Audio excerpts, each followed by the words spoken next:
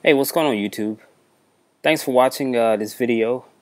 Hopefully you can hear and see me. I'm coming from Kuwait, live from Kuwait. I don't have my normal setup, guys, so please forgive me for that. That's why I have my headphones on. I don't have my normal microphone. I don't have really good lighting, things like that. So hopefully you'll be able to see and hear as I present the information. What I'm going to talk about now is going to be my first initial look at a knife that I picked up about 2 weeks ago. It's made by Columbia River Knife and Tool Company, otherwise known as CRKT. Now this is called an M16-12Z as in Zulu. M16-12 Zulu. And here's what it looks like. And hopefully you can see this. I want you to get a good look at this knife. This is a very, very good knife. I'm going to give you a little, I won't say history, but I'll tell you who it's designed by. It's designed by a guy named Kit Carson. He's been designing knives for about 30 years. He has a lot of experience. If you go to the website, you'll be able to see videos of him actually talking about this particular knife.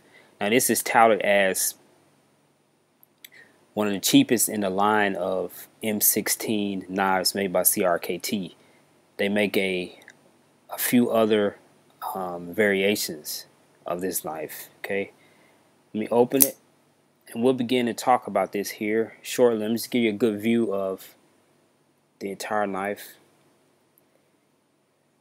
There it is. Now when the knife is open, it's 7.375 inches overall length from tip to end.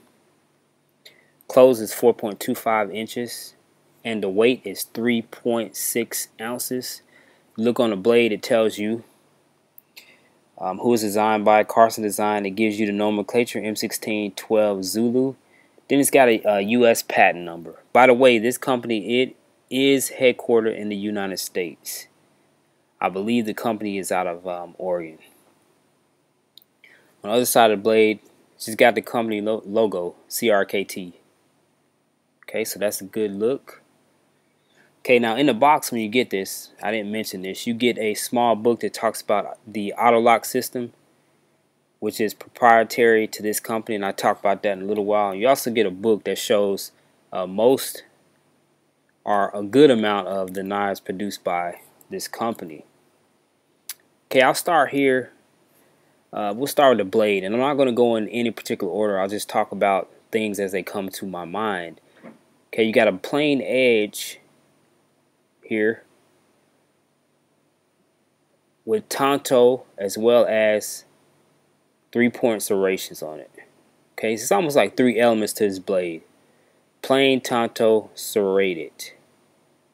Okay, yeah, you do have some thumb studs here on either side, but you'll see in a second that this knife is really not designed for you to use those to open it. It actually has a flipper, and I'll show you what that is here in a second. Now you have the AutoLock system right here, and what that does is when a knife is open, completely open like it is now, you cannot close it unless you engage this right here, this little lever, auto locks, as well as the liner lock. Okay, so this first, then it'll be the liner lock. Okay, that's the only way you're going to close this. So it's almost like a fixed blade. And by the way, this is a manual knife. It's not spring assisted. Okay. Okay, let's talk about the materials. We'll talk about the blade is AUS 4 steel. Now, if you go up to, let's say, an AUS 8, then as the numbers increase, generally speaking, the steel gets a little bit better. Okay, so this is an AUS 4, which is an average steel. Okay, the inner frame, which is what is behind the scales, is made of 420 J2 steel. Okay, stainless steel.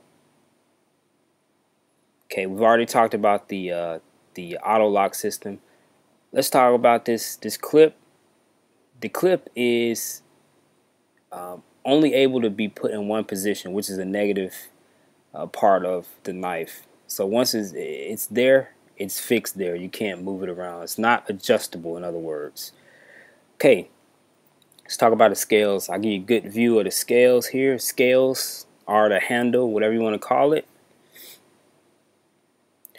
The scales are called Zytel scales. Now what that is that's an unbreakable thermoplastic material and is used in a lot of knife handles.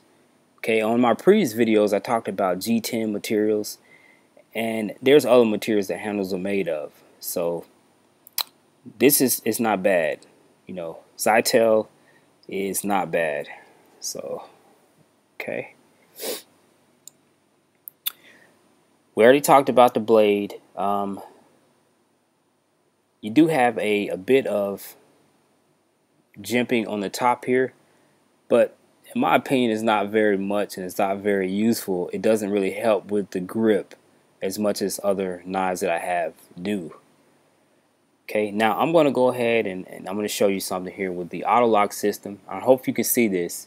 I engage this first, and then you turn it and you engage the liner lock here, and that allows you to close the blade.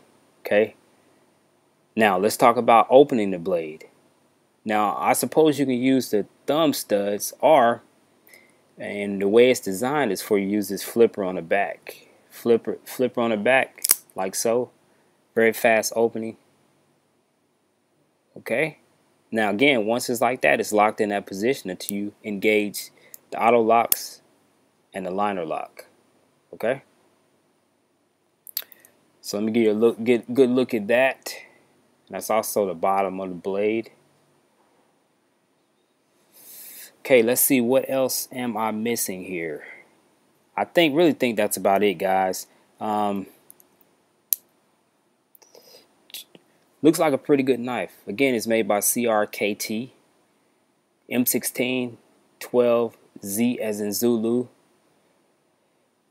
Very nice knife. The blade is pretty sharp. It's got the patented AutoLock system. Appears to be pretty good. What I'm going to do is put it through the paces. I've already used it for 2 weeks. I'll use it for about another 14 days and do a follow-up review.